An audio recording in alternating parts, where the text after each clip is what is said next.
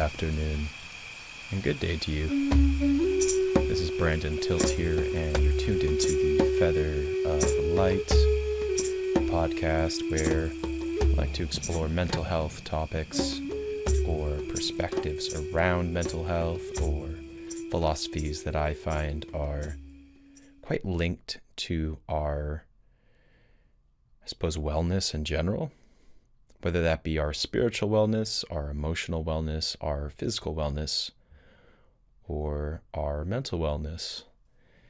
And would like to begin by acknowledging that the land that I am currently residing on, so I'm a settler of Ukrainian and English lineage or ancestry, lived in this country we call Canada, but on the traditional lands of the Kwikwetlam nation my entire life.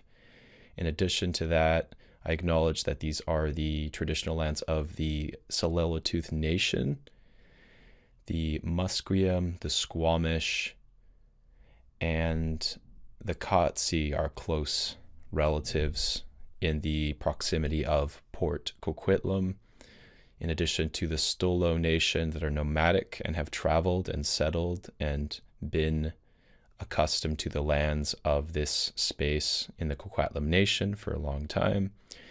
And all of these nations are in some sense connected to and uphold traditions of the Coast Salish nation, and all the traditions and all the ancestry and all the people and the various lineages that are connected to that.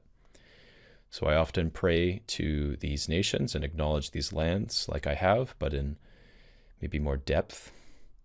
I just want to acknowledge that I'm speaking from the lens of a white man who has taken maybe close to 4 to 5 years to really study and look inward around my own personal perspective of colonization and how it's impacted me, and the process of decolonization and some of the emotions such as shame or guilt of being of the half English ancestry, and just recognizing those types of barriers that prevented me from going out and connecting with, say, indigenous communities, or feeling like I can speak to topics within this realm. And that I've spent a long time just actively exploring and getting curious about how I can show up and be of service in these communities. And, what's my role, so to speak? What is appropriate for me to do and not to do, for example? So to jump on in, this topic is going to be around the general topic of decolonization, but I also just want to share some of my experiences of attending sweat lodges and I would say having conversations around very sensitive topics such as residential schools and the erasure of traditions and cultures that are the result of the, let's just say it, the attempted genocide that the country, the political structure that is Canada, has tried to engage in and attempted to engage in a variety of ways. And the long-term impact, the intergenerational trauma that has resulted from the attempted eradication of the Indigenous population of Canada. But I don't want to focus just on the suffering and the pain that has been experienced historically by Indigenous populations. I want to acknowledge the revival of ceremonies and traditions and communities and the strengthening and empowering of Indigenous people within Canada. Whether that's to the degree to which I feel it should be, I still want to speak to and celebrate where I see initiatives being taken and restoration being implemented, and maybe not true, what some might consider true reconciliation. I don't feel like that's something that we can speak to as being done actively, but I'd say the leadership and the initiatives that are taken by community leaders, maybe not politicians necessarily, but those in positions of authority and community leadership that are taking action and are setting forth foundations for true reconciliation, whether that be over the next 50 or 100 years, whether that be for the next few generations, whenever that takes place, fully and to the level of embodiment that I would consider a form of real justice that I don't feel like we see at this day and age. And I'd ideally see that in the next generation, but it could take time. So Sweat Lodge, for those of you who are not familiar, please learn about this from an indigenous perspective. I'm not going to sit here and pretend that speaking to it from my lens is going to do it justice, but I've experienced a variety of sweat lodges, and I spent a long time learning about my own wounds around the topic of colonization, being a white person and not wanting to appropriate certain cultural practices, feeling like I would be on some level participating in something that I'm not welcome at, and then working through that and being courageous and stepping into those spaces with an openness and a willingness to learn and listen. And it seems as though there's a wide variety of different traditions and practices and levels of inclusiveness, just to be real. There's different levels of inclusiveness within what sweat lodges include people whom are settlers. But I would say from what I've seen, there are a variety of different leaders, chiefs, indigenous community members in general that are open to having settlers come and heal, and offering and opening their doors in a way to that space, and opening their hearts to people whom they might have never met before,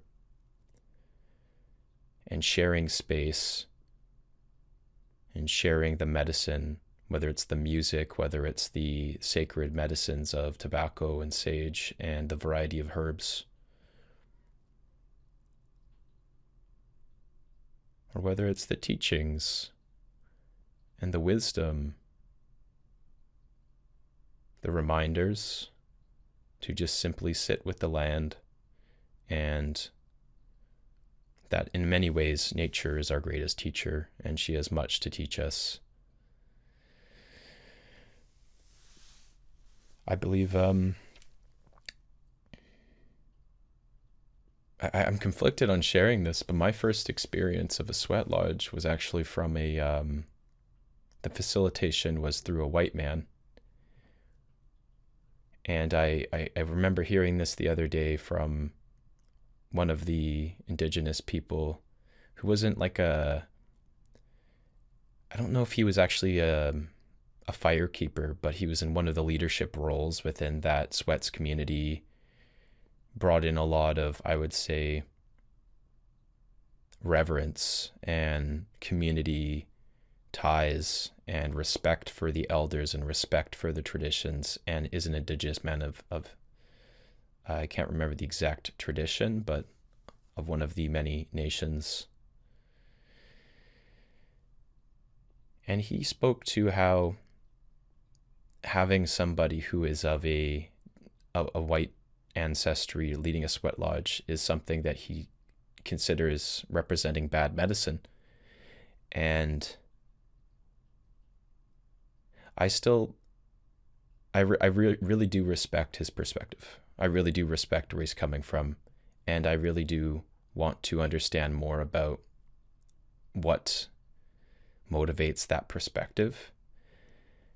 And whilst we were speaking to that same topic, he also spoke to how the level of inclusiveness of the indigenous elder who holds the sweat lodge, inclusiveness to include settlers and to be open and to speak from a place of unity and balance and harmony and respect, was so crucial for him and in what sweat lodges he participates in. And so maybe in some ways it's not about inclusiveness, it's about respecting the lodge keeper being an indigenous man or woman. And there is I would say, a deep-seated reason for that.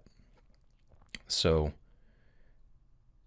I just wanted to reflect on that, because I even was hesitant to share that, because what had happened was the person who made this sweat lodge, it was his first time leading it after having apprenticed under a elder, an indigenous man who had held these sweat lodges for, I think, at least 10 years. And he had just passed. It was just after that. And there was, in a way, a passing of the baton.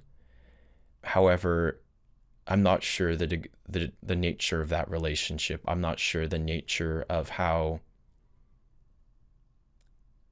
that role was being selected or seen as fitting for a person to step into, or their personal familiarity with the traditions surrounding, let's just say, the personal relationship that they had with the elder, because the elder sounds like was really had a loving respect for the person whom they were teaching. You know, they were showing them the way. They were showing them with the hopes that they would pass on that tradition. So maybe there is a personal element to how they see a person as, whether they are white or indigenous, and they are passing on that tradition to them to hold this ceremony. Maybe this is the type of ceremony that even if you have the knowledge and the wisdom, that it's better kept as really just honoring that is an indigenous-led ceremony. So I don't know, I'm curious, if you're listening, what's your perspective on that, and how do you feel about a settler of non-indigenous lineage leading a ceremony in here, these lands that we call Canada, but on indigenous land, singing indigenous songs or upholding indigenous practices, not doing so in a way claiming for these medicines or these teachings to be their own, but on some level appropriating some of those teachings, and even if it's done so in a way that's respecting the elder whom offered that tradition and taught that tradition. Maybe the person who offered those teachings still ought to find a different way to be of service, and respecting the community surrounding that lineage. I don't know. This is where it gets a little bit complicated and maybe personal and a little political. So that was my first experience. It was a beautiful, beautiful ceremony. I loved being in that space, and I felt very held. I felt the energy of the grief of this elder as well that was present within the space. Didn't return to that particular sweat lodge, but there was a lot of reasons for that. And I don't think it was around the idea of there not being an indigenous elder leading it, but I think that was a piece of it. And from there, I did go on to attend I would say, completely traditional ceremony, which was led by I believe he's an Ojibwe man, and he had a tremendous role within the community of indigenous youth and men in particular, but adults and youth. And I could tell he had a lot of respect and reverence and appreciation for the work that he was doing and the impact that had on healing the indigenous community. And you know, he had something of I'd say, an administrative role in supporting those same community members, actively participates in the powwow ceremonies, actively participates in sweat lodges. You know, it's like he's earned this role. I was there just witnessing because I created a relationship with a man who invited me, and it wasn't typical that a non-indigenous person would attend these sweat lodges, so I felt very honored, still do. And what I witnessed in that ceremony was just pure medicine. Although it did require a lot of me to participate. I had to work really hard in a very, very hot sun for many hours, and it felt like it was a lot on me physically. It took a toll. I offered as much tobacco as I had. I really felt like I wanted to give the amount that I could give, but it was a lot more, in a lot of ways, taxing on my body, and it required a type of, I would say, test. You had to kind of prove that you were really there in good faith, offering your energy and your will, and just a different element to it, right? It wasn't like a monetary exchange, but it was really about the supporting of the space and really proving that you're willing to give, you're willing to sacrifice, you're willing to offer something. Whereas with the other one, it was something of a monetary exchange, and it was led in a very different way. And still a beautiful ceremony, still done on traditional land, still supervised by an elder. Even though the man was leading, there was an elder there present who was also containing the space. I could feel there was a lot going on there. And I guess that's just it. It's just there's a community surrounding a sweat lodge.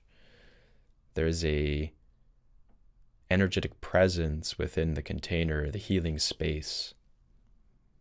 And the teachings are such an extension of those lineages and of the particular elder and their unique worldview and how they've had a relationship with spirit. So, yeah, it's just amazing, though, the healing that can be done in these spaces. It goes, in my opinion, far beyond what you can experience with a psychedelic or even a traditional plant medicine. In some cases, I feel like there's something here that feels like it's tapping into the raw forces of nature, of tradition, of community, and of the body and its capacity to overcome. You fast, you sweat, you sing, and in many cases it's just the darkness provides that additional layer of pushing yourself. And then contrasting that experience to when I was in Ecuador, we did Temezcals, which is a sweat lodge in I believe it's an Aztec or Mayan language, the Temezcal. And those involved plant medicines such as wachuma and sometimes a small microdose of ayahuasca. But the presence of those ceremonies, the importance and the reverence on those who led them, and the fire keepers and the commitment of the fire keepers, it was just tremendous. The community role and the importance of the traditions and honoring the spirits and honoring and opening the container in I would say, in a good way, right? In a way that is of the right intention and of a way that is honoring all the elements, honoring the grandfathers and the grandmothers, honoring Creator and the Great Spirit.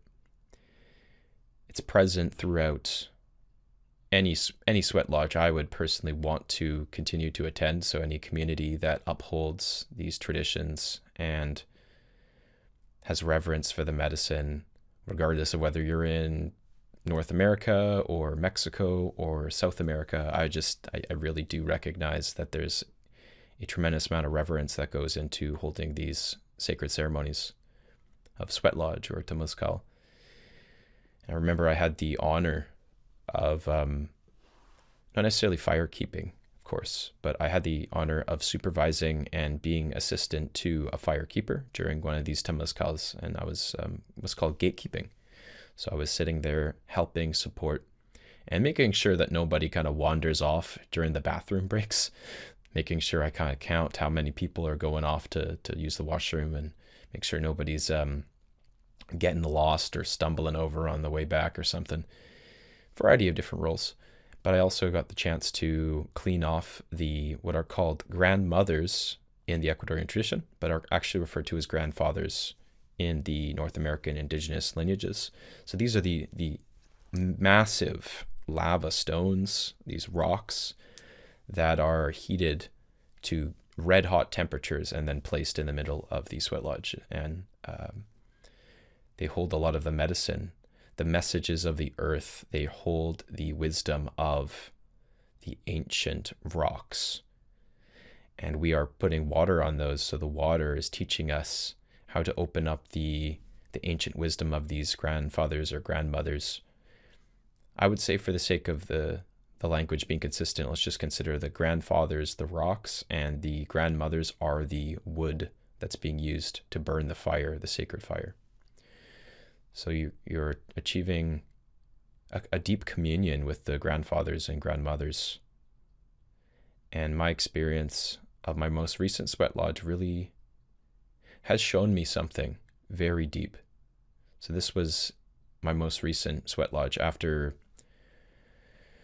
a couple years ago attending that other sweat lodge with the Ojibwe and Cree brothers, and then going to the Temezcal last year, and then now, about a year later at least, I'm in Canada again, and I've sat with an indigenous lineage whom I have so much respect for and love for, and I felt the medicine of this experience very deeply. I felt like so much of this experience was about sharing and receiving, and waltzed in this heat, this overwhelming heat where we're pushed past our limits in ways where we're kind of like, I just want to give up. I just want to cool down. But then you are in this space and you're being offered a chance to witness and listen to and open your heart. Go beyond self.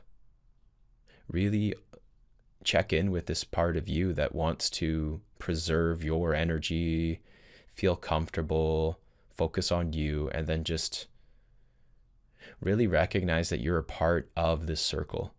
You're a part of this space, that nobody is better or worse. Nobody is more or less. We're all in this space. We all have medicine to offer.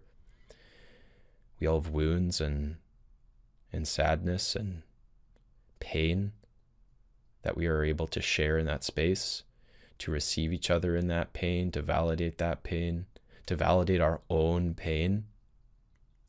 So I feel like there's something very beautiful that happens when we sit in that space and we pray so deeply and we validate our own pain and we sit with that pain and allow it to be burned away and cleared away, and we just really open up so deeply that it feels like it's able to clear it out, clear out our guts, clear out our bodies, clear out our spirits. And that's the incredible experience of sitting in Sweat Lodge. And then I believe it goes on from there to become about service. So at first it's about receiving the medicine, receiving and feeling inspired to go on and pray and go on and bring your love to others. There's something here about continuing to light that sacred flame, continuing to bring the medicine of Sweat Lodge, of community, of service. And that part, I would say, does not come easy. Yeah, the more I've learned about community and the medicine of being witnessed or witnessing others in community, there's something about this sacred flame that is within us, that is passed down to us, that is maybe at some time in our lives feeling like it's not being fanned or not being nurtured or not being protected. But when we step into a place of ceremony and acceptance, we're able to give this flame a space to grow strong. And through that, this flame can be passed on to our children, can be passed on to our communities, and can go on to ignite the hearts, the sacred flame within each of us. And there's so much of this sacred flame. There's enough for everybody. Father Sky gives us this grandfather fire, grandfather sun, they offer these to us openly and abundantly. If we receive this flame and listen, we may be of service. We may continue this exchange, this passing on of the flame for our children, for our families, for our elders, for our land, for the salmon, for the bears, for the eagles, for all of the living beings that need our love and need our support. For the rooted ones, this is something that the indigenous elders brought in. They brought in a lot, and they referred to the trees as the rooted ones, the beings of light, the beings that provide us so much. And this is a beautiful example of how language is so important. When we view things as just objects to be exploited, they're just trees, they're just objects. They're just these things that have always been around that we can exploit, that we don't have to be considerate of. But if we consider the rooted ones, our friends, our teachers, our beloved community members, our children, our brothers and sisters, with energy, with sentience and consciousness, with love to give and to receive, this is the way that we can decolonize.